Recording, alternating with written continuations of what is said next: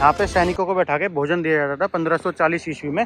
और एक देखो कमाल की चीज़, थाली और कटोरी इसमें पत्थर में गाड्ढा करके बना दी गई है। देखो जिससे पत्थरों की ये पाइपलाइन लगी हुई है, ये पुराने टाइम की, और इससे पानी आके ये तालाब में भरा जाता था।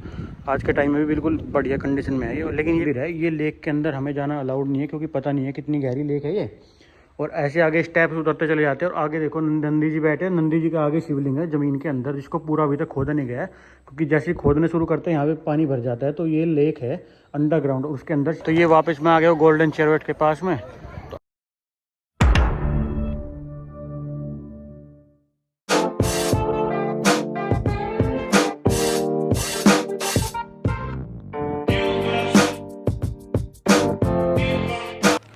हेलो एवरीवन, मेरा नाम है तरुण और मैं कार में रहता हूँ। और आज की वीडियो में मैं आपको दिखाने जा रहा हूँ हम्पी।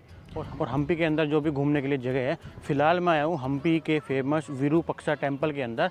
ये मेरे सामने आप देख रहे हैं विरूपक्षा टेम्पल। और हम्पी में बहुत सारी साइट्स है घूमने के लिए, गणेश मंदिर है, बहुत सारे रूइंस हैं, जो भी चीज़ें हम्पी में घूमने के लिए। आज की वीडियो में मैं आपको हम्पी के बारे में पूरी डिटेल बताऊँगा। हम्पी एक विजयनगर एम्पायर का शहर है, तुंगभद्रा नदी के किनारे पे कर्नाटका के अंदर, जो कि लगभग 13वीं शताब्दी में, मतलब 1300 ईस्वी के आसपास बनना शुरू हुआ था। और उसके आसपास इसमें तुलु वंश आए, और उसके बाद इसमें संगम, पहले तो संगम डायनेस्टी ने राज किया, उसके बाद शलुव डायनेस्टी ने राज किया, और उसके बाद आ गई तुलु डायनेस्टी। तो तीनों डायनेस्टी ने मिलकर हम्पी शहर को बसाया है। और ये तीनों डायनेस्टी 1336 ईस्वी से शुरू होकर 1759 ईस्वी तक चली। तो उसके बीच में यहाँ पे काफ़ी बार इसको बसाया गया, काफ़ी बार लुटेरों ने सिटी को लूट लिया गया। उस टाइम पे मुग़लों का आक्रमण हुआ, बहुत सारे इन्वेडर्स का आक्रमण हुआ, बहुत सारी इस सिटी को तबाह कर दिया गया। तो कुछ इसके ऐसे रूइंस यहाँ पे पड़े हुए हैं। वो बहुत पुराना विरूपक्षा टेम्पल है, और जगह जगह पे पूरे ऐसे पहाड़ों के ऊपर इस सिटी के रूइंस पड़े हुए हैं। तो आज की वीडियो में मैं आपको पूरा हम्पी शहर घुमाऊँगा। हम्पी शहर लगभग आज से लगभग 800 साल पुराना शहर है हम्पी, जो कि कई बार बसाया गया, कई बार उसको इन्वेडर्स ने आक्रमण करके तोड़ दिया गया। तो फिलहाल आज की डेट में उसकी क्या स्थिति है वो मैं आपको घुमाऊंगा, और हम्पी के अंदर कितने सारे टूरिस्ट प्लेस है वो भी सभी मैं आपको घुमाऊंगा। तो चलिए शुरू करते हैं इस वीडियो को। और सबसे पहले चलते हैं अपने विरूपक्षा टेम्पल के अंदर, और विरूपक्षा टेम्पल के बारे में आपको डिटेल्स बताता हूँ। विरूपेक्षा टेम्पल कर्नाटक के हम्पी में स्थित है, जो कि विजयनगर डिस्ट्रिक्ट के अंदर आता है। और लगभग 7वीं शताब्दी में ये टेम्पल बनना शुरू हुआ था, जो कि तुंगभद्रा नदी के किनारे पर स्थित है। और हम्पी के बहुत सारे ग्रुप ऑफ मॉन्यूमेंट्स में से एक ये बहुत फेमस टेम्पल है, जो कि लॉर्ड शिवा का टेम्पल है। और यहाँ पे जब आप एंट्री करते हो तो आपको इतना सुंदर इस टेम्पल का व्यू मिलता है। और यहाँ पे बाहर नंदी जी भी आपको बैठे हुए मिलते हैं, लेकिन ये सारे इन्वेडर्स ने नंदी जी को भी तोड़ दिया। बहुत सारे यहाँ पे मोन्यूमेंट्स थे, उनको भी सारों को डिस्ट्रॉय कर दिया है। तो इस टेम्पल को आज भी ऐसे कैसे मैनेज करके रखा गया है। काफ़ी सुंदर इसके अंदर व्यू आते हैं। और जैसे आप इस टेम्पल के अंदर जाते हैं ना, आपको देखने को मिलती है बहुत सारी पुरानी आकृति, जो कि आज से लगभग 800 से 1000 साल पुरानी बनी हुई है। और देखो आज से लगभग 1000 साल पहले भी कितना डिटेल्ड में ये मंदिर बनाया गया था। जैसे आप देखो मंदिर के आसपास से निकलते हैं तो आपको बहुत ही यूनिक पिलर्स आपको देखने को मिलते हैं, जिन पे बहुत सुंदर सुंदर कार्विंग्स करी गई है। तो ऐसा कुछ ये विरूपेक्षा टेम्पल है, जो तुंगभद्रा नदी के किनारे पर स्थित है। और यहाँ पे विजयनगर एम्पायर के जितने भी किंग थे उनके बारे में डिटेल्स लिखी गई है, कौन सा किंग कब से कब तक यहाँ पे रहा है। ऐसा कुछ ये विरूपेक्षा टेम्पल है। अब यहाँ से बाहर चल के आपको बाहर का व्यू दिखाता हूँ कैसा है।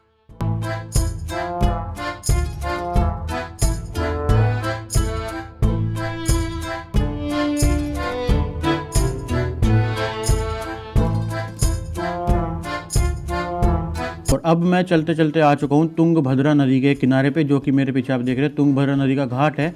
यहाँ पे आप स्नान भी कर सकते हैं, यहाँ पे आप बैठ के चिल भी कर सकते हैं। तो ये बिल्कुल विरूपेक्षा टेम्पल के साइड से जा रही है। और यहाँ की नदी में ना थोड़े आपको पत्थर देखने के लिए मिलेंगे। जैसे गंगा के किनारे पर हम जाते हैं तो वहाँ पर आपको रेत देखने के लिए मिलती है, मिट्टी देखने के लिए मिलती है। लेकिन तुंगभद्रा नदी पत्थर वाले पहाड़ों से होते हुए, पत्थर के बीच से होते हुए बहती है। और इसके आसपास भी आपको सिर्फ पत्थर ही पत्थर देखने के लिए मिलेंगे। और ये पीछे कुछ विरूपेक्षा टेम्पल है, और उसी के सामने ये तुंगभद्रा नदी बह रही है। अब ऐसा कुछ यहाँ पे मैंने आपको नदी का घाट दिखा दिया है। अब चलते हैं यहाँ से दूसरी जगह। मैं आपको और बहुत सारे रूइंस यहाँ पे दिखाता हूँ। और विरूपेक्षा टेम्पल के साइड में ही आपको दिखेगा हेमकुटा हिल, जहाँ पे आप जाके बहुत सारे मोनूमेंट्स के रूइंस देख सकते हो। और वहीं पे आपको सनसेट भी अच्छा दिखेगा। फिलहाल ये कुछ है हेमकुट गेटवे, मतलब इस गेट से अंदर जाके आप हेमकुट हिल पे प्रवेश कर जाते हो। और उसके बाद आपको बहुत सारे प्लेन पत्थर का पहाड़ दिखेगा, जहाँ से आपको विरूपेक्षा टेम्पल का भी व्यू दिखेगा। और बहुत सारे पुराने मंदिरों के रूइंस भी यहाँ पे आपको मिल जाएंगे। देखो पीछे विरूपेक्षा टेम्पल है। और जैसे इस हिल पे मैं ऊपर तक जाऊँगा तो यहाँ पर मुझे बहुत सारी चीज़ें देखने के लिए मिलेगी।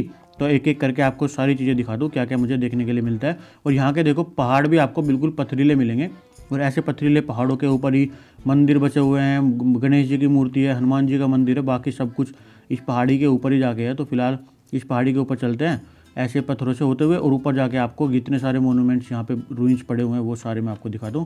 और अभी तो सूखा पड़ा हुआ है, लेकिन बारिश के टाइम पे यहाँ पे थोड़ा सा मुझे लग रहा है स्लिपरी हो जाएगा, लेकिन अभी भी काफ़ी अच्छा है मौसम, इतनी धूप नहीं निकली हुई है। फिलहाल मैं त्रिकुट मंदिर पे आ गया हूँ। ये हेमकुटा हिल के ऊपर ही त्रिकुट मंदिर भी है, लेकिन ये मंदिर खंडित कर दिया गया है इन्वेडर्स के द्वारा, तो अभी यहाँ पे कोई पूजा नहीं होती है, बस इसके रूइंस यहाँ पे पड़े हुए हैं। लेकिन यहाँ से आपको पूरे हम्पी का, विरूपेक्षा टेम्पल का, आसपास के इलाके का बहुत ही सुंदर व्यू दिखता है। वहाँ यहाँ पे बैठ के आप थोड़ी बहुत देर चिल कर सकते हैं। और ये किसी दूसरे मंदिर के भी यहाँ पे रूइंस पड़े हुए हैं। देखो चारों तरफ आपको यहाँ पे रूइंस ही देखने के लिए मिलेंगे पूरी हेमकुटा हिल के ऊपर। और जैसे ही मैं हेमकुटा हिल पे थोड़े से ऊपर गया तो मुझे बहुत ही सुंदर मंदिर देखने के लिए मिला, बहुत ही पुराने पुराने पत्थर देखने के लिए मिले। तो ऐसा व्यू कुछ आ रहा है, इसको देखते देखते मैं यहाँ पे आगे की तरफ जा रहा हूँ। अभी मैं आपको दिखाता हूँ यहाँ पे और क्या क्या चीज़ें देखने के लिए, सबके भी डिटेल्स आपको बताता हूँ, फिर एक एक करके चीज़ दिखाता हूँ।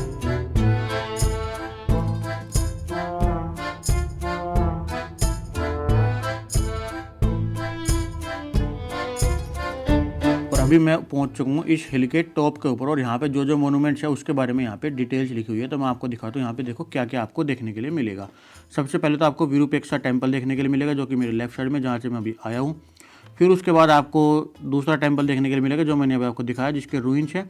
उसके बाद आपको हनुमान श्रीन देखने के मिलेगा, जो कि यहाँ पे हनुमान जी का एक मंदिर है। उसके बाद आपको दरबार श्रीन देखने के लिए मिलेगा, जो कि यहाँ पे डबल स्टोरी का दरबार है।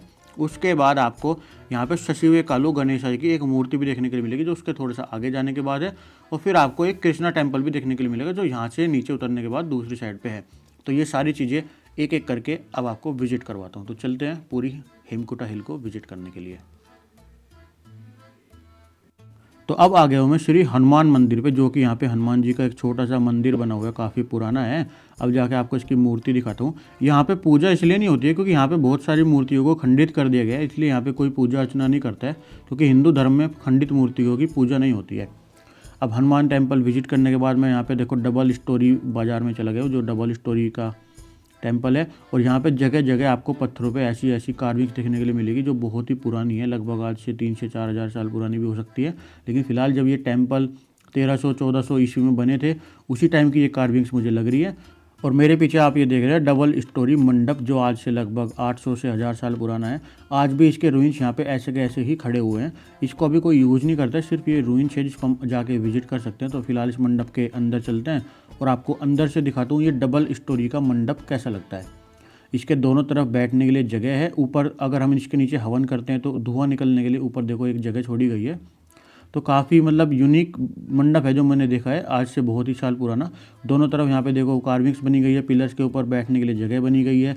ऐसे बीच में से गलियारा है जिसके थ्रू आप निकल सकते हैं, और ऊपर देखो धुआं निकलने के लिए जगह भी है। तो ऐसा कुछ डबल स्टोरी मंडप है। और यहाँ से जब मंडप क्रॉस करके आप सामने की तरफ देखते हो तो पूरे हम्पी का आपको बहुत ही सुंदर लैंडस्केप दिखता है, जो कि ग्रीन ग्रीन है। आज का मौसम काफ़ी अच्छा है, इसीलिए मुझे मज़ा आ रहा है घूमने में। धूप होती तो यहाँ पे इतना मज़ा ना आता। और ये सामने देखो शशिवे कालू गणेशा जी की एक और मूर्ति रखी हुई है, वहाँ भी नीचे चलते हैं।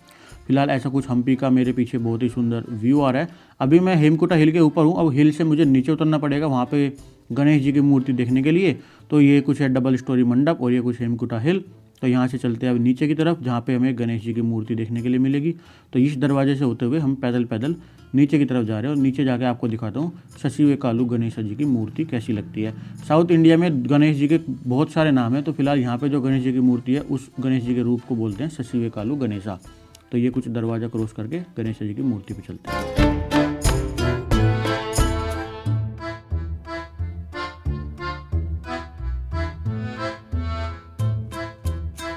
अब मैं पहुंच चुका हूँ गणेश जी की मूर्ति के पास, और यहाँ के गणेश जी के आप थोड़ी सी अलग रूप देखने को मिलेगा। गणेश जी के पेट के ऊपर आपको सांप लिपटा हुआ मिलेगा, और जब आप इस मूर्ति को पीछे से जाके देखेंगे तो आपको लगेगा कि माता इनको गोद में उठा के बैठी हुई है। तो ऐसी कुछ शशिवे कालू गणेश जी की मूर्ति होती है। फिलहाल सामने से कुछ ऐसा लुक आ रहा है। मूर्ति खंडित हो चुकी है, इसलिए यहाँ पे कोई पूजा अर्चना नहीं होती है। अब मैं आपको पीछे से जाके दिखाता हूँ पीछे से गणेश जी की मूर्ति कैसे लगती है।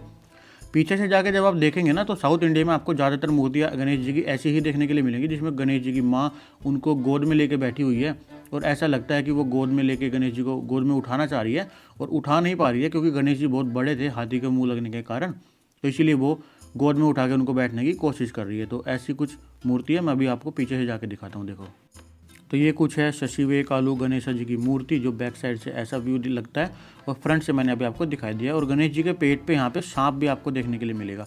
तो साउथ इंडिया में बहुत सारे नामों से गणेश जी को पुकारा जाता है, शशिवे कालू गणेशा और एक दो नाम और है। तो इसलिए हम तो अपने नॉर्थ इंडिया में गणेश को गणेश जी बोलते हैं, लेकिन साउथ इंडिया में गणेश जी के बहुत सारे नाम हैं। अभी दूसरी गणेश जी की एक और बहुत बड़ी मूर्ति यहीं पे है हम्पी में ही, वो मैं अभी आपको आगे चल के विजिट करवाऊंगा। फिलहाल ये वाली मूर्ति मैंने विजिट कर ली है। अब यहाँ से चलते हैं बाहर की तरफ और दूसरे टेम्पल्स आपको विजिट करवाता हूँ, बाकी क्या क्या यहाँ पे देखने के लिए है। अभी मैं पहुंच चुका हूँ विष्णुपद श्रीन के पास, मतलब यहाँ पे विष्णु जी के पद चिन्ह रखे हुए हैं जो गणेश जी के टेम्पल के बाहर ही हैं। आप उन पद चिन्ह को भी विजिट कर सकते हैं। तो यहाँ पे कहीं भी पूजा अर्चना नहीं होती है, बस आपको ऐसे विष्णु जी के श्रीन पद चिन्ह देखने के लिए मिल जाएंगे, जो कि कुछ ऐसे दिखते हैं।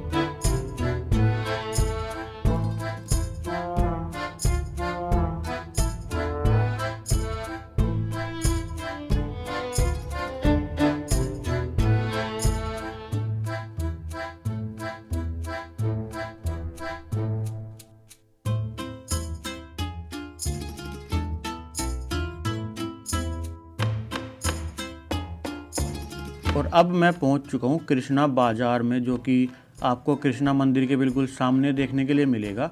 और यहाँ पे ना एक 50 मीटर चौड़ा और कम से कम 1 किलोमीटर लंबा बाज़ार है, जिसमें पुराने लोग अपने सामान का, अनाज वगैरह का ट्रेड करते थे आके। और यहाँ पे पूरे बाज़ार के बीच में एक संदूक भी रखा गया था, जिसमें लोग डोनेशन भी देते थे मंदिर के लिए। तो ऐसा कुछ एक कृष्णा बाज़ार है, जिसका भी रूइंस पड़े हुए हैं। और इस बाज़ार के आगे जाके आपको एक तालाब भी देखने के लिए मिलेगा। तो काफ़ी पुराना ये बाज़ार के रूइंस यहाँ पे है, जिनको आप विजिट कर सकते हो। और इस बाज़ार को मेन रूप से अनाज की ट्रेड करने के लिए यूज़ किया जाता था। लेकिन जैसे यहाँ पे आपको स्पेस बहुत ज़्यादा दिख रहा है ना, तो पुराने टाइम में जब कोई धार्मिक उत्सव होता था या कोई फंक्शन होता था, तो वो भी इसी बाज़ार में किया जाता था। जैसे कोई मतलब फंक्शन मनाना है, कोई त्यौहार मनाना है, तो कृष्ण जी की मूर्ति को बीच में रख के रथ पे और इसी बाज़ार के आसपास के एरिया को यूज़ करके पूरा त्यौहार मनाया जाता था। मतलब इस बाज़ार को एक तरह से ह्यूमन गैदरिंग के लिए भी यूज़ करा जाता था, और मेन रूप से इसको ट्रेड के लिए भी यूज़ करा जाता था, जहाँ पे ज़्यादातर अनाज की ट्रेड होती थी। और सारी दुकानें ज़मीन से लगभग 3 फीट उठाकर बनाई गई है, जिससे कि अगर यहाँ पे पानी वानी आ जाए तो उससे भी ये दुकानें सेफ रहे। और इस बाज़ार के बीच में जब आप जाओगे तो आपको तालाब या पुष्करणी उसको बोलते हैं, वो आपको सामने जाके मिलेगा। तो उस तालाब को पुष्करणी बोलते हैं। पूरे बाजार के बीचों बीच वो पुष्करणी स्थित था। तो मैं अभी आपको जाके वो पुष्करणी दिखाता हूँ।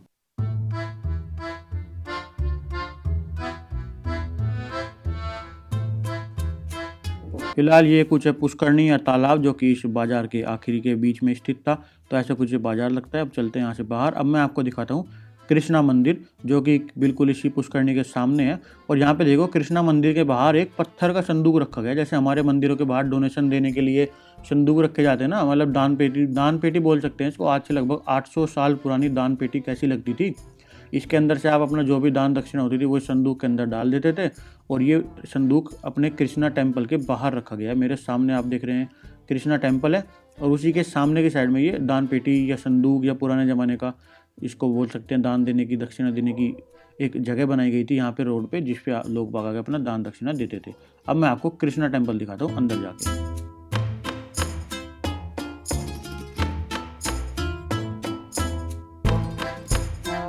और ये मंदिर बाल कृष्ण को समर्पित है। तो मंदिर परिसर में शिलालेखों से यह पता चलता है कि 1515 ईस्वी में कृष्ण देव ने उदयगिरी से लाए गए बाल कृष्ण की एक मूर्ति यहाँ पे स्थापित करी थी, जो कि अभी एग्मोर के सरकारी संग्रहालय में रखी गई है।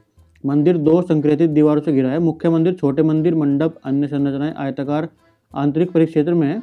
इसके अंदर गर्भगृह आपको देखने के लिए मिलेगा, अंतराल, प्रदक्षिणा पथ, रंग मंडप, विवाह मंडप, ये सारे आपको मंडप देखने के लिए मिलेंगे।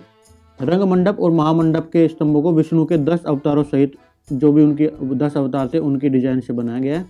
इसमें छोटे मंदिर में, जिसमें अम्मन गणेश मंदिर, एक छोटा मंडप है। पूर्वी गोपुरम में कृष्णदेव राय के उदयगिरी अभियान का चित्रण है, तथा प्रवेश द्वार के लाल लट पट्टिका पर चंद्र ग्रहण का चित्रण है। बाहरी प्रांगण के उत्तर पश्चिम में एक मंडप और जलाशय है। दक्षिण पूर्व में अन्न भंडार, उत्तर में कई मंडप है। दक्षिण में एक बड़ा प्रवेश द्वार कृष्णपुरा से दक्षिण की ओर जाने वाले मार्ग को चिन्हित करता है। उत्तर पूर्व में एक अन्य प्रवेश द्वार कृष्णपुरा से हम्पी तथा उत्तर तक जाने के मार्ग को इंगित करता है। तो ऐसा कुछ एक कृष्ण मंदिर है। तो फिलहाल मैं आपको इसको अंदर जाके दिखाता हूँ कैसा दिखता है। यहाँ पे कृष्ण जी की पहले मूर्ति थी बाल रूप की, लेकिन वो अभी यहाँ पे नहीं है, वो एक म्यूजियम में रखी गई है। फिलहाल ये मंदिर भी पूरा खंडित हो चुका है, इसीलिए यहाँ पे कोई पूजा अर्चना भी नहीं होती है, बस यहाँ पे मंदिर के रूइंस पड़े हुए हैं। तो काफ़ी सुंदर मंदिर है। आज भी लगभग 800 साल बाद भी ये मंदिर देखो इतना सुंदर खड़ा है। जब ये मंदिर अपने टाइम पे पूरा फंक्शनल होगा तब देखो ये कितना सुंदर लगता होगा। तो ये ऐसा कुछ है कृष्णा मंदिर, जो कि बाहर से कुछ ऐसा दिखता है। मैंने पूरा आपको कृष्णा मंदिर दिखाया है। बाहर से इसके कुछ सिनेमैटिक शॉट दिखाता हूँ और फिर यहाँ से बाहर की तरफ चलते हैं।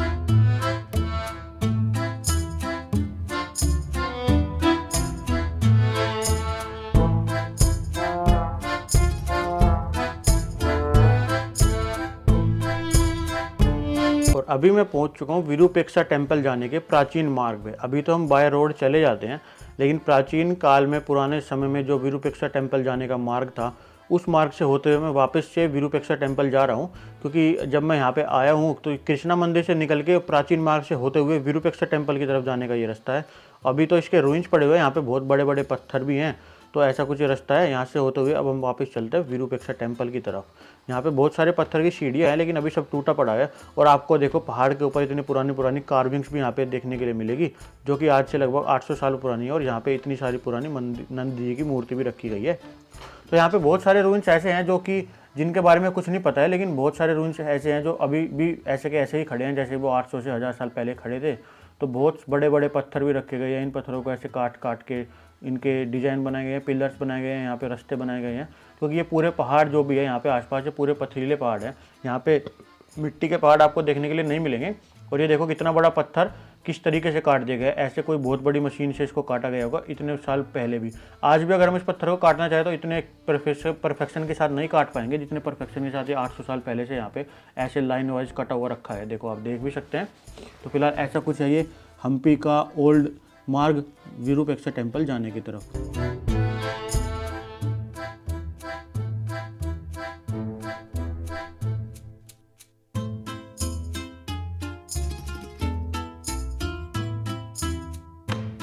और इसी प्राचीन मार्ग से होते हुए मैं काडले कालू गणेशा जी के मूर्ति के पास पहुंच चुका हूँ। इसके पहले तो हमने देखा था ससीवे कालू गणेशा, अब है काडले कालू गणेशा, जो कि एक बहुत ही बड़े पत्थर को, सिंगल पीस वाले पत्थर को कार्विंग करके गणेश जी की बहुत बड़ी मूर्ति यहाँ पे रखी गई है। उसको बोलते हैं काडले कालू गणेशा। तो वो आपको मूर्ति अंदर जाके दिखाता हूँ मैं कैसी लगती है। बहुत ही विशाल रूप है गणेश जी का यहाँ पे। तो ये देखो गणेश जी की कितनी बड़ी सिंगल पत्थर में कार्व करके मूर्ति यहाँ पे रखी गई है। काडले कालू गणेशा जी का रूप बोलते हैं इसको। और काफ़ी बड़ी है ये, लगभग कम से कम मेरे से भी 4 गुनी बड़ी मूर्ति है ये। और इस मूर्ति की हाइट 4.5 मीटर और 15 फीट की है, जो काफ़ी बड़ी लगती है। काडले कालू का बंगाली चना, काडले कालू का मतलब होता है लोकल लैंग्वेज में बंगाली चना। तो चने को गणेश जी बोलते हैं इसको। और इस मूर्ति के पीछे जाके देखो, यहाँ पे भी लगता है कि माता जी, गणेश जी की माता उनको गोद में उठा के बैठी है। तो यहाँ पे जितने भी साउथ इंडिया में आपको गणेश जी की मूर्ति मिलेगी, सब में आपको गणेश जी का ये रूप देखने के लिए मिलेगा कि उनकी माता उनको गोद में लेके बैठी है। तो ऐसा कुछ है ये काडले कालू गणेशा जी का मंदिर। अब यहाँ से बाहर चलते हैं और दूसरे मोन्यूमेंट्स मैं आपको दिखाता हूँ कहाँ। और फिलहाल इसी पैदल रास्ते से होते हुए मैं जा रहा हूँ पुरानी पार्किंग की तरफ, जहाँ पे मैंने अपनी गाड़ी खड़ी कर दी। और यहाँ पे ये टुक टुक्स भी आप रेंट पे लेके पूरा आसपास के इलाके घूम सकते हो। मैं तो अपनी गाड़ी में घूम रहा हूँ, लेकिन अगर आपके पास अपनी गाड़ी नहीं है तो आप यहाँ पे टुक टुक भी रेंट कर सकते हो। और आप यहाँ पे लूना स्कूटी भी रेंट कर सकते हो, जिससे आप आसपास के मोन्यूमेंट्स जाके घूम पाओ। क्योंकि अगर आप पैदल घूमोगे तो आप पैदल पूरा हम्पी नहीं घूम सकते हो। कुछ कुछ मोन्यूमेंट्स यहाँ से दूर दूर है, तो आपको टैक्सी, ऑटो या टुक टुक कुछ तो लेना ही पड़ेगा। अभी मैं पैदल चल चल के अपनी गाड़ी की पार्किंग में आ गया हूँ, जो कि विरूपेक्षा टेम्पल के बाहर यहाँ पे गाड़ी की काफ़ी बड़ी पार्किंग बनी गई है। यहीं पे आपको खाने पीने की दुकानें मिल जाएगी, जहाँ पे आप इडली डोसा वगैरह सिंपल चीज़ें खा सकते हो। और दूध वगैरह भी अगर आपको चाहिए तो वो भी आपको इसी पार्किंग के अंदर मिल जाएगा। फिलहाल मैंने सोचा है कि मैं सुबह से घूमे जा रहा हूँ, तो मैं सोचता हूँ कि एक दूध का पैकेट ले लेता हूँ और आराम से गाड़ी में बैठ के दूध पियेंगे, थोड़ी देर रेस्ट करेंगे, फिर अगली जगह पे चलेंगे। क्योंकि यहाँ पे आपको आसपास जाने के लिए अपनी गाड़ी होना बहुत ज़रूरी है। तो यहीं पे एक दुकान मुझे दिखी है, जिससे मैंने दूध का पैकेट ले लिया है। अब उस दूध के पैकेट को लेके गाड़ी की तरफ चलते हैं। ये कुछ दूध है, दूधला काओ मिल्क, जो कि 35 रुपये का आता है हाफ लीटर। तो मैंने ये दूध ले लिया। अब इस दूध को पियेंगे, क्योंकि उल्टी सीधी चीज़ें खाने से अच्छा है, कोल्ड ड्रिंक पीने से अच्छा है कि आप दूध पियो, केले खाओ। जब आप ट्रैवल करते हो तो आपको थोड़ी हेल्दी चीज़ें खानी चाहिए। तो फिलहाल ये मेरी गाड़ी खड़ी हुई है, गाड़ी में चलते हैं और आगे की चीज़ें मैं आपको गाड़ी में जाके दिखाता हूँ।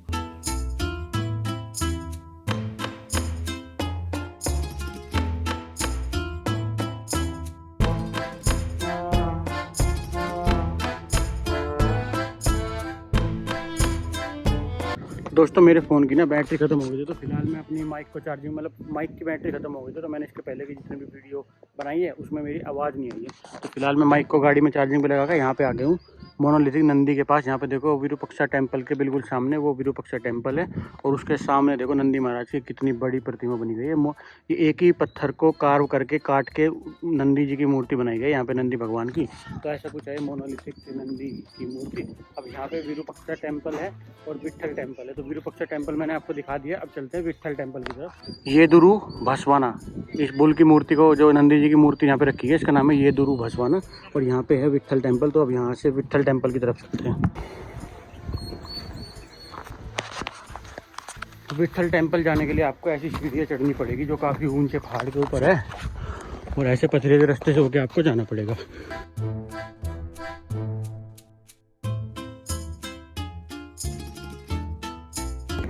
पहाड़ की चोटी पे चढ़ के और फिर पहाड़ उतरना पड़ेगा। तो मतलब एक पहाड़ पार करके मैं आ गया हूँ इधर टेम्पल की तरफ, और ये टेम्पल दिखा दो आपको।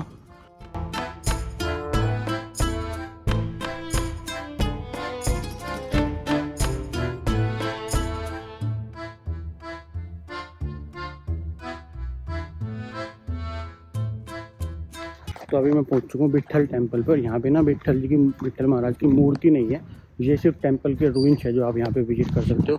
और बहुत ही पुराने कार्विंग्स हुई हुई पत्थर है यहाँ पे, और इतना बड़ा टेम्पल है काफ़ी। देखो अब चलते टेम्पल के अंदर, और टेम्पल दिखाता हूँ आपको अंदर से कैसा है। देखो कितना सुंदर कार्विंग हुई हुई है इसकी, सब पिलर पे हर जगह पे कितना कार्विंग, मतलब पत्थर को कार्व करके पूरा दरवाज़ा बनाया गया, कितना सुंदर लग रहा है। देखो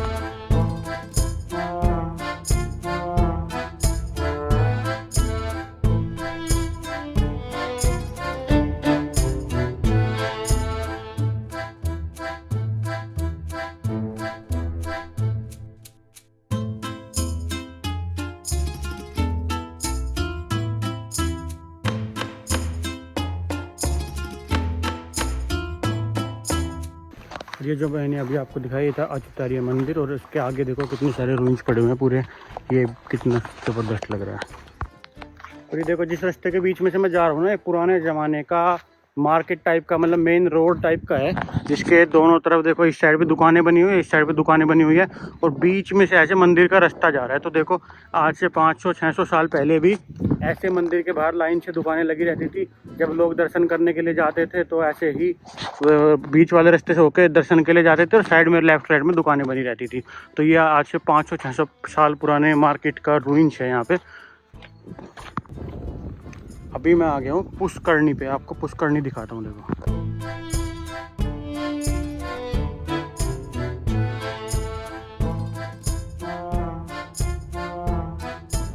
और अब मैं आ चुका हूँ अच्युत्यपुरा में, और यहाँ पे देखो अच्युत्यपुरा का एक पूरा मैप बना हुआ है, यहाँ पे क्या क्या चीज़ें लगी हुई है। और इधर ये है अच्युत्यपुरा के रूइंस, ये आपको दिखाता हूँ जाके।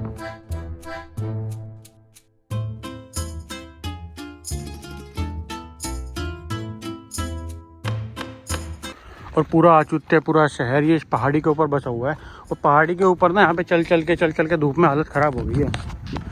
फिलहाल इस सिटी में ज़्यादा कुछ नहीं है, हम्पी में भी ज़्यादा कुछ नहीं बचा है अभी, तो सब रूइंस कर दिया है। जो भी मुगल इन्वेडर्स आए थे यहाँ पे, उन्होंने जितनी भी सारी हिंदू रिलीजन वाली चीज़ें थी, हिंदू मंदिर थे, सबको तोड़ दिया गया। लेकिन यहाँ पे कुछ चीज़ें ऐसी थी जिनको बनाने में या जिनके अंदर मुगल आर्किटेक्चर का यूज़ किया गया था, तो उनको यहाँ पे कुछ भी नहीं किया उन्होंने। तो उस तरह से कुछ चीज़ें यहाँ पे बची हुई है, लेकिन ये पूरी अच्युत्य सिटी भी उन्होंने तबाह कर दी थी इन्वेडर्स ने।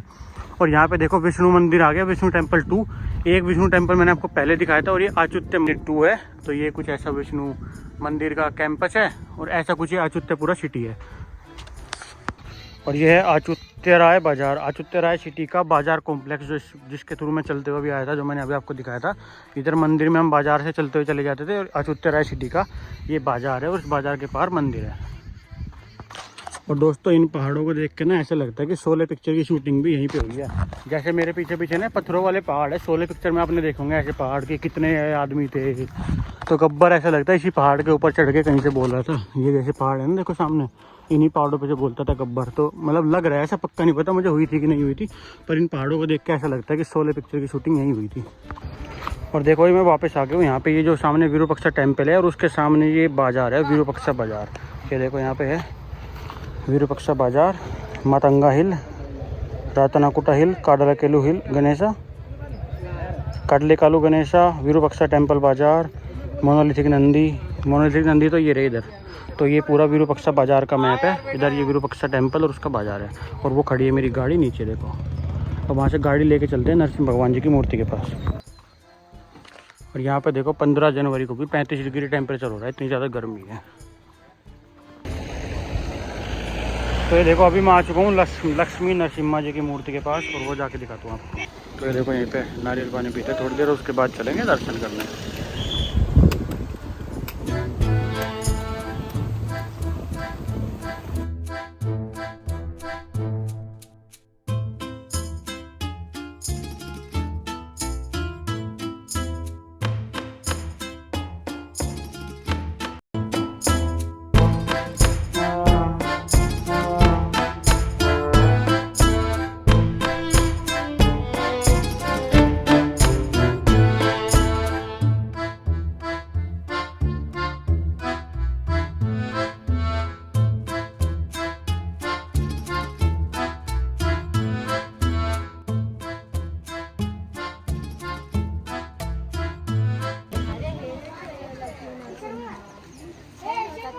तो यहाँ पे लक्ष्मी नरसिम्हा मंदिर के बराबर में बड़बिलिंग टेम्पल भी है, जहाँ पे एक शिव जी का बहुत ही बड़ा शिवलिंग रखा हुआ है। और उसका जो पानी का सोर्स है वो पूरे साल भर पानी से भरा रहता है, क्योंकि यहाँ पे एक साइड में जो तुंगभद्रा नदी है ना, वहाँ से एक अंडरग्राउंड टनल आ रही है शिवलिंग तक, जो पानी पूरे साल भर के रखती है। तो ऐसा कुछ ये लक्ष्मी नरसिम्हा टेम्पल है, और उसके साइड में ये शिवलिंग है, बड़वालिंगा टेम्पल बोलते हैं जिसको। तो फिलहाल ये भी मैंने आपको दिखा दिया। अब चलते हैं अगली साइड पे।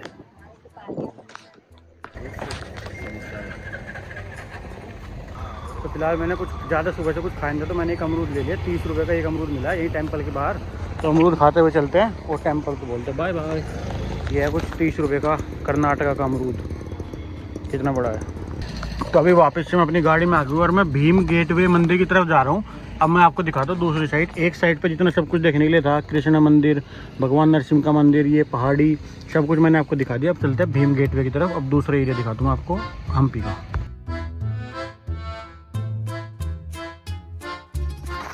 तो अभी मैं देखो आ गया हूँ भीम गेटवे पे। भीम गेटवे का मतलब पुराने टाइम में, पांडवों के टाइम में यहाँ पे भीम ने कुछ रास्ता बनाया था, तो ये भीम का रास्ता है। और यहीं से जाके एक अंडरग्राउंड शिवा टेम्पल भी है, मतलब एक शिवा टेम्पल यहाँ पे है हम्पी की साइड पे, जो कि अंडरग्राउंड पाया गया था बहुत सालों के बाद। तो वो शिवा टेम्पल अब आके दिखाता हूँ मैं।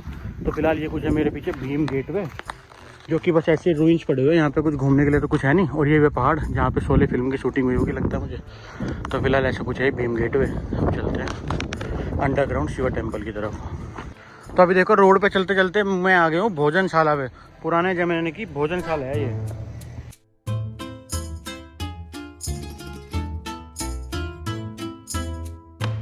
और देखो ये कुछ है 1540 की भोजनशाला, और इसके दोनों तरफ ना पानी की लेक बनी हुई है। मतलब यहाँ पे सैनिकों को बैठा के भोजन दिया जाता था 1540 ईस्वी में। और एक देखो कमाल की चीज़, थाली और कटोरी इसमें पत्थर में गाढ़ा करके बना दी गई है। देखो जिससे कि अलग थाली खराब, मतलब अलग थाली यूज़ करने की ज़रूरत ना पड़े। यहाँ पे केले के पत्ते रखे जाते थे ऐसे, यहाँ पे सब्जी रखी जाती थी। तो पत्थर की देखो, इतने बड़े पत्थर की शिला में ही थाली और कटोरी के गड्ढे कर दिए गए थे। सैनिकों को खाना खिलाने के लिए इस भोजनशाला का प्रयोग किया जाता था उस टाइम पे। जब कोई स्पेशल ओकेजन होता था तो सैनिकों को खाना खिलाया जाता था, और सामने यहाँ पानी बहता रहता था। यहाँ पे खाना खा के अपना पानी में हाथ धो के अपना निकल जाते थे सारे सैनिक। इस तरह से कुछ ये भोजनशाला है 1540 की, राजा कृष्णदेवराय के आसपास के टाइम की। तो देखो सारे पत्थरों में कटोरी और थाली बनाई गई है, जिससे कि थाली कटोरी की ज़रूरत ही ना पड़े। कितना यूनिक भोजनशाला है ये। तो यहीं पे देखो भोजनशाला में मैं घूम रहा था, यहाँ पे मुझे भैया मिल गए। हेलो सर, क्या नाम है आपका? मोहित भैया मिल गए। और आपका नाम बताओ? सुनील। तो ये दोनों मिल गए यहाँ पे, ये भी यहीं पे घूमने आए हैं। और मैं अभी यहीं पे भोजनशाला में घूम रहा था, तो ये दोनों मिल गए यहाँ पे। इनके साथ घूम के बातचीत करके फिर चलेंगे यहाँ से आगे।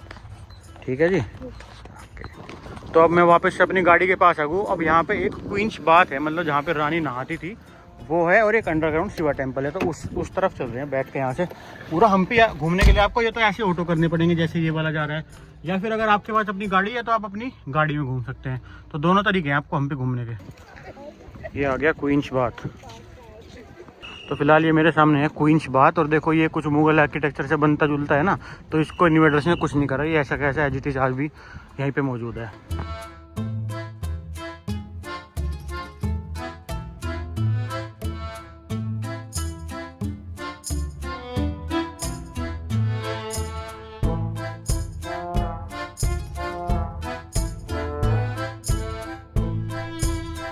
देखो यहाँ पे क्वींस बाथ के नाम से एक तालाब सा बना हुआ है और इसमें ना उतरने के लिए सिर्फ एक तरफ से जीना है और इधर यहाँ पे लगा हुआ है एक पानी का स्रोत। बाहर से लाके एलिफेंट उसमें पानी डाल देते थे और इसके अंदर पानी भर जाता था। तो फिलहाल ऐसा कुछ है क्वींस बाथ। अभी इसमें सच्ची में क्वींस नहाती थी कि नहीं नहाती थी उसके बारे में कोई यहाँ पे प्रूफ नहीं मिला है, लेकिन फिर भी इसको क्वींस बाथ कहते हैं। यहाँ पे सिर्फ एक जीना बना है उतरने के लिए। देखो चारों तरफ कोई भी जीना नहीं है, लेकिन इसके स्ट्रक्चर को उन्होंने कोई भी नुकसान नहीं पहुंचाया क्योंकि ये मुगल आर्किटेक्चर से बनी हुई थी। तो इसलिए जो भी मोनूमेंट यहाँ पे मुगल आर्किटेक्चर से या अरबी आर्किटेक्चर से बने हुए थे उसको इन्वेस्टर्स ने कुछ नहीं किया, वो एज इट इज है। बाकी जो हिंदू आर्किटेक्चर के थे वो सारे तबाह कर दिए, जला दिए, तोड़ दिए, फोड़ दिए, उनके साथ बहुत गलत करा। तो ऐसा कुछ ये है क्वींस बाथ। और देखो इसमें पानी डालने के लिए वो नाली बनी हुई है, बाहर से उसमें हाथी से पानी ला के उसमें डाल दिया जाता था और वो पानी आके इसमें इकट्ठा हो जाता था। तो अब क्वींस बाथ से आगे की तरफ जा रहा हूँ मैं और यहाँ पे आएगा अगला मोन्यूमेंट।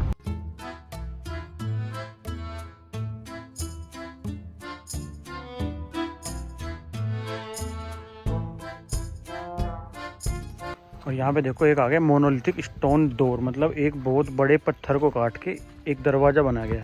मतलब ये जो पूरा दरवाज़ा है सिंगल पीस पत्थर था, उसको कार्व करके ऐसे दरवाजे की शेप दे दी गई इसको। तो इस तरह का यहाँ पे मोनोलिथिक स्टोन डोर रखा हुआ है। और यहाँ पे ये आ गया राज प्रांगण, मतलब रॉयल एनक्लोजर, जो कि मेरे पीछे है।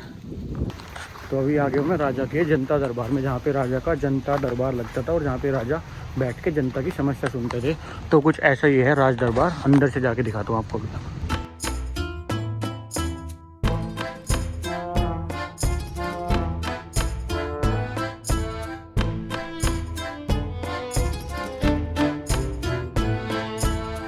और अभी मैं आ गया महानवमी डिब्बा में। ये कुछ ऐसा दिखता है महानवमी का डिब्बा। देखो कितना ज़बरदस्त दिख रहा है और यहाँ पे ना धूप बहुत तेज हो रही है, तो काफ़ी बढ़िया व्यू आ रहा है इसका।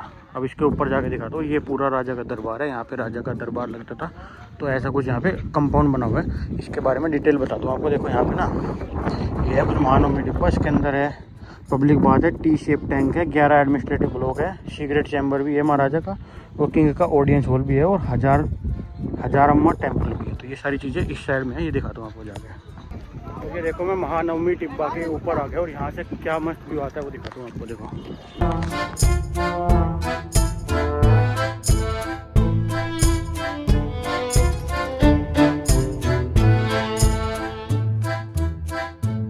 और देखो यहाँ पे आ गई ब्लैक स्टोन पुष्करणी, जो मेरे सामने है, वो दिखाता हूँ अभी आपको।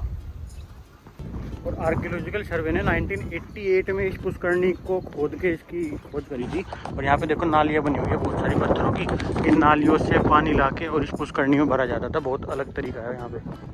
ये देखो ये काले पत्थरों की पुष्करणी है, मतलब पानी का एक तालाब, और इसमें पानी लाने के लिए पत्थरों की ये पाइपलाइन लगी हुई है पुराने टाइम की, और इससे पानी आके और ये तालाब में भरा जाता था। आज के टाइम में भी बिल्कुल बढ़िया कंडीशन में है ये। लेकिन ये पत्थर यहाँ के नहीं है, कहीं बाहर से इंपोर्ट करके तब उस टाइम पे इसको बनाया गया था, क्योंकि यहाँ के पत्थर थोड़े अलग कलर के हैं। जो अभी तक मैं आपको दिखाते आ रहा था लाल से कलर के पत्थर है, लेकिन इसके पत्थर काले रंग के। तो इसके पानी का प्रयोग धार्मिक कारणों में, मतलब पूजा पाठ वगैरह में करा जाता था उस टाइम पे भी। और देखो आज की कंडीशन में भी ये बिल्कुल एज इट इज़ कितनी सुंदर लग रही है पुष्करणी। और ये पूरी पाइपलाइन आ रही है, इसके थ्रू इसमें पानी भरा जाता था। आज भी ये पाइपलाइन पूरी वर्किंग है, लेकिन इसमें पानी अभी नहीं आ रहा है।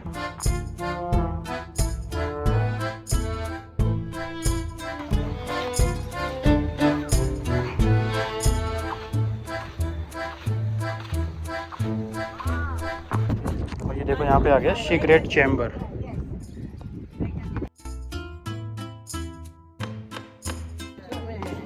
तो ये कुछ अंडरग्राउंड चैम्बर। अब इसके अंदर जाके देखते हैं क्या मिलेगा हमें। तो ये जो सीक्रेट चैम्बर है ना, यहाँ पे राजा महाराजा अपने सीक्रेट मंत्रियों से सीक्रेट मीटिंग करता था, सीक्रेट लोगों से। तो ये उसकी मीटिंग करने का सीक्रेट पॉइंट है। और इसके नीचे अंडरग्राउंड जाके एक टेंपल भी है। कोई एक पुर्तगाली यहाँ पे नागरिक आया था, उसने बताया कि ये टेंपल भी हो सकता है और इसको अनाज रखने की स्टोरेज के रूप में भी यूज़ किया जा सकता है। तो इसका कोई प्रूफ नहीं मिला कि इसको कैसे यूज़ करते थे, लेकिन ये सीक्रेट चैम्बर है। और ऐसा कुछ ये रूइंस बचे पड़े हैं यहाँ पे। अब फिलहाल आगे देखते हैं आगे ये वाला क्या है। तो यहाँ पे आ गया stone through and elephant tank. तो यहाँ पे एलिफेंट के पानी पीने के लिए टैंक है, और यहाँ पे जो घुड़सवार होते थे, सैनिक होते थे, उनके घोड़ों के पीने के लिए इसमें पानी डाला जाता था। और जो पानी महल के इसमें पानी वेस्ट हो जाता था, तो उसको निकालने के लिए इसमें देखो छेद भी बनाया गया है। तो पानी को ऐसे बाहर निकाल देते थे। तो एक घोड़ों के, हाथियों के पीने के लिए पानी का एक होदी टाइप का कुछ बना हुआ है यहाँ पे, तो इसको बोलते हैं एलिफेंट टैंक। और यहाँ पे एक आ गया पत्थर का बड़ा नाम है हाथी जलाशय, large stone throw and elephant tank. देखो ये बोलते हैं इसको, पूरा लार्ज स्टोन है एलिफेंट टैंक। तो यहाँ पे हाथी घोड़े सब बंधे रहते थे सैनिकों के, तो वो उनको जब प्यास लगती थी तो इसमें पानी पी लेते थे वो। और ये है राजा का जनता दरबार कक्ष। यहाँ पे राजा की जनता दरबार लगता था, तो यहाँ पे राजा जनता को संबोधित करता था बैठ के।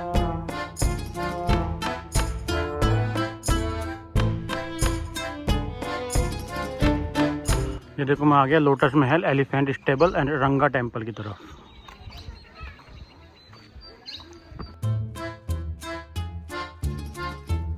तो ये देखो इधर आ गया जल महल, और मेरे लेफ्ट साइड में आ गया जनाना महल। और यहाँ पे एंट्री के लिए आपको टिकट लेना पड़ता है, 35 रुपीज़ का पड़ता है वो। और ये जल महल है, देखो जल के ऊपर महल था, इसको तोड़ दिया गया है, तो इसके नीचे का बेसिक स्ट्रक्चर बचा हुआ है बस। और फिलहाल ये बेसमेंट ऑफ क्वींस पैलेस, इसका क्वींस का जो रानी का महल था उसको भी तोड़ दिया गया है, उसका भी बेसिक स्ट्रक्चर बचा हुआ है, क्योंकि सब कुछ यहाँ पे आग लगा दी थी लुटेरों ने, सब कुछ तोड़ दिया था। तो ये बेसमेंट बचा है क्वींस पैलेस का। देखो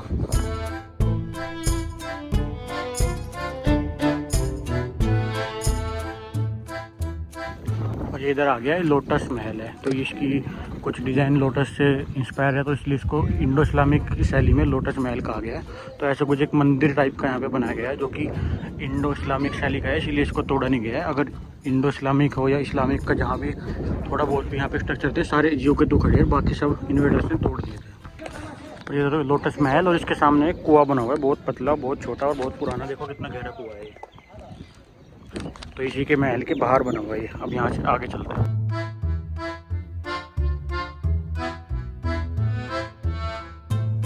तो ये देखो यहाँ पे एलिफेंट के अस्तबल है, जितने सारे राजा के शाही एलिफेंट होते थे, शाही हाथी होते थे, वो सारे इन अस्तबल में रहते थे। और यहीं पे देखो एक जनाना महल का प्रहरी द्वार भी, मतलब जितने महल के पहरेदार होते थे वो यहीं पे रहते थे, और उनके हाथी भी यहीं पे रहते थे, ड्राइवर होते थे वो भी यहीं पे रहते थे, और हाथी भी यहीं पे बांध देते थे वो। ये सारी गुम्बद वाली जो संरचना है सारे हाथियों को रखने के लिए यूज़ करी जाती थी। यहाँ पे देखो ये एलिफेंट।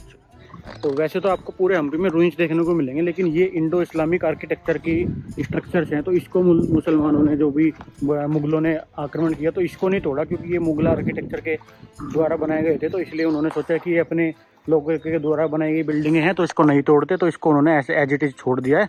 और बाकी जितने भी हिंदू मंदिर, टेम्पल, हिंदुओं के घर सब कुछ थे, वो सब कुछ जला के 6 महीने तक उसको तहस नहस कर दिया गया था। तो इतना बुरा यहाँ पे इन्वेडर ने आक्रमण किया था।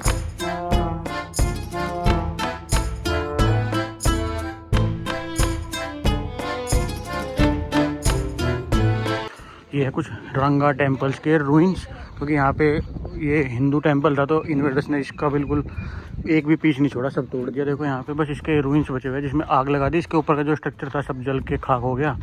और फिलहाल देखो यहाँ पे मूर्ति भी थी, जितनी सारी मूर्तियाँ थी सबको खंडित करके ऐसे छोड़ दिया गया। तो यहाँ पे मूर्तियाँ भी खंडित हो चुकी है, इसीलिए यहाँ पे पूजा नहीं होती। और ये यहाँ पे देखो हनुमान जी की मूर्ति रखी गई है, दिखा दूँ आपको। और यहीं पे एक साउथ इंडियन रेस्टोरेंट भी है, जिसमें मैं खाना खाने के लिए आया हूँ। अब देखते हैं यहाँ पे खाने के लिए क्या क्या मिलेगा। तो कैफेटेरिया तो बंद है, यहाँ पे टिकट काउंटर है, अगर आपको टिकट खरीदना आके तो आप यहाँ से टिकट खरीद सकते हो। तो यहाँ पे कैफेटेरिया में कुछ नहीं मिल रहा है।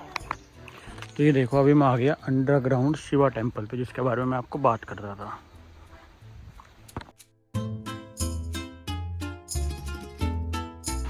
और ये शिव जी का अंडरग्राउंड टेम्पल कृष्णदेव राय जी के टाइम पे बना गया था 1500 ईस्वी में।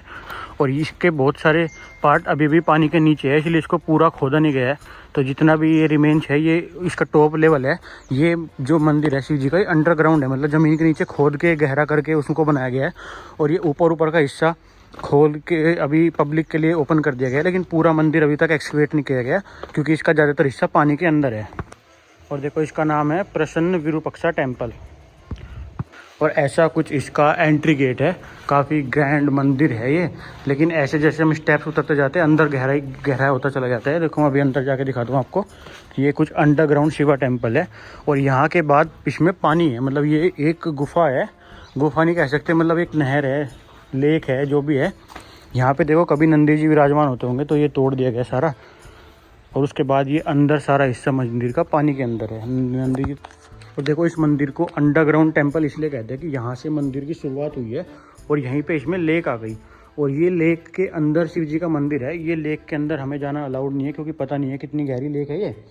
और ऐसे आगे स्टेप्स उतरते चले जाते हैं और आगे देखो नंदी जी बैठे हैं। नंदी जी के आगे शिवलिंग है ज़मीन के अंदर, जिसको पूरा अभी तक खोदा नहीं गया है, क्योंकि जैसे ही खोदने शुरू करते हैं यहाँ पे पानी भर जाता है। तो ये लेक है अंडरग्राउंड, उसके अंदर शिव जी का टेम्पल है। और ये देखो सामने नंदी भगवान जी बैठे हुए हैं, उसके सामने फिर आगे अंदर जाके ज़मीन के अंदर शिवलिंग होगा, तो वो उसको पूरा नहीं खोदा गया। तो फिलहाल इतना ही मिला ये अंडरग्राउंड शिवा टेम्पल।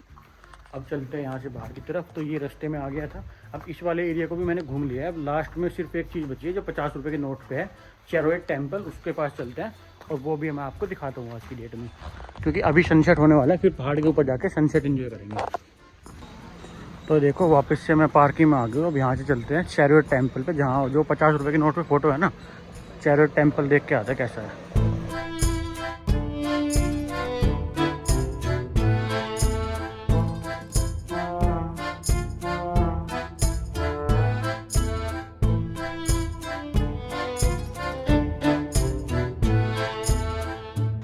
तो देखो मैं पार्किंग में आ गया हूँ विजय विट्ठल पैलेस की, और यहीं पे गाड़ी खड़ी कर दी और अब अंदर चलते हैं मंदिर के।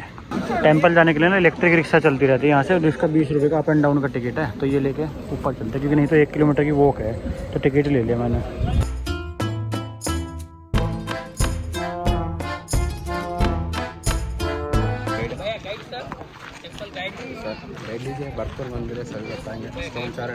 तो देखो नीचे से ई रिक्शा लेकर अगर आप पैदल आएंगे तो 1 किलोमीटर की वॉक है, और हमने रिक्शा ले लिया है तो जल्दी पहुंच गए, क्योंकि सनसेट होने वाला है। फिर ये मंदिर बंद हो जाएगा 6 बजे। तो ऐसा कुछ है विजय विट्ठल पैलेस, और इसके अंदर ही गोल्डन चेरोट बना हुआ है जो कि 50 रुपये के नोट पे। पहले एंट्री लेकर देखते हैं। ऐसा कुछ यहाँ पे नज़ारा है देखो सनसेट के टाइम पे।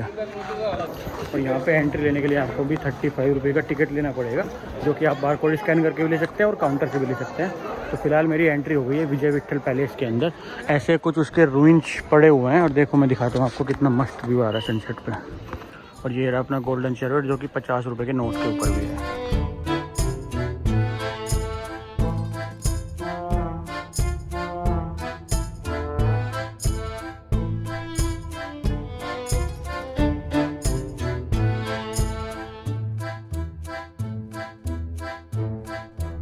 और यहाँ पे भी इस टेम्पल के कंस्ट्रक्शन का काम चल रहा है, तो इसलिए इसके अंदर जाना अलाउड नहीं है। ये भी रूइंस पड़े हुए हैं सारे। यहाँ पे देखने के लिए सिर्फ ये ही एक चीज़ है गोल्डन चेरोट, जो कि 50 रुपये के नोट पे आपको देखने के लिए मिलेगा। तो फिलहाल यही मैंने आपको दिखा दिया। इधर सारे रूइंस पड़े हुए हैं, ये भी आपको दिखा देता हूँ। सारा टेम्पल के देखो यहाँ पे जो हाथी है इनकी सूंड तोड़ दी गई है, क्योंकि जो यहाँ पे इन्वेडर्स आए थे ना, उन्होंने इस पूरी सिटी को तहस नहस कर दिया, और 6 महीने तक लगातार लूट चली थी यहाँ पे। उसके बाद ये इसके रूइंस भी इतने सुंदर लगे। सोचो सिटी कितनी सुंदर होगी अपने टाइम पे। और यहाँ पे देखो सनसेट होने वाला है, कितना सुंदर सनसेट दिख रहा है सामने।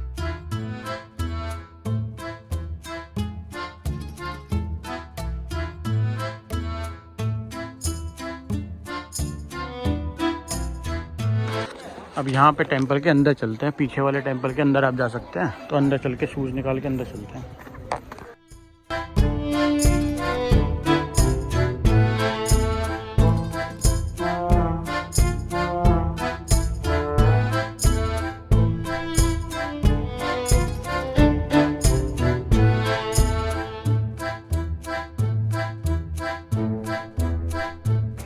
तो फिलहाल अभी 6:30 बज गए, और देखो मेरे पीछे कितना सुंदर सनसेट हो रहा है। तो इसी टेंपल से अपना सनसेट एंजॉय करते हैं, और फिर आज की वीडियो को यहीं पे ख़त्म करेंगे। इसी टेंपल पे देखो कितना सुंदर सनसेट हो रहा है। इतना सुंदर सनसेट हम्पी से मैंने देखा है, आज तक इतना सुंदर सनसेट मैंने कहीं और से नहीं देखा है। फिलहाल ये कुछ विट्ठल टेम्पल है, कितना सुंदर देखो, बहुत पुराना पेड़, और इधर ये सनसेट, क्या मस्त व्यू आ रहा है।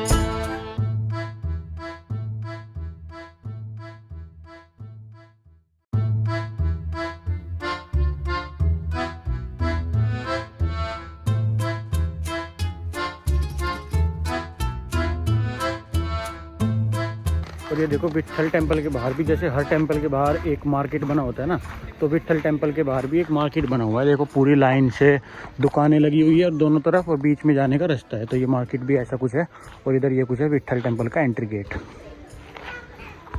और इसके पीछे मोसलैया पर्वत है, जो पीछे आपको माउंटेन रेंज दिख रही है ना, ये मोसलैया पर्वत है। और ये भी विट्ठल मार्केट के बिल्कुल पीछे है मोसलैया पर्वत। और विट्ठल टेंपल के उत्तर पूर्व में, मतलब नॉर्थ ईस्ट में, एक शिवा टेंपल भी है, ओल्ड शिवा टेंपल। तो ये भी पूरा डिस्ट्रॉय हो चुका है, इसके रूइंस यहाँ पे पड़े हुए हैं। ऐसा कुछ ये शिवा टेंपल है।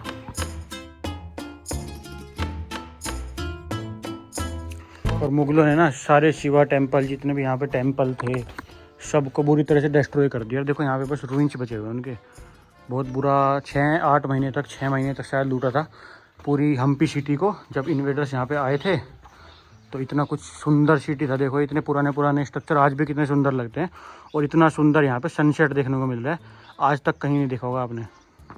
और देखो यहाँ पे ना वापस जाने के लिए लाइन लग रही है ई रिक्शा से, तो 10 रुपये का टिकट तो मैंने ले रखा है, लाइन में लग जाते हैं और रिक्शा में बैठ के चलते हैं गाड़ी की तरह।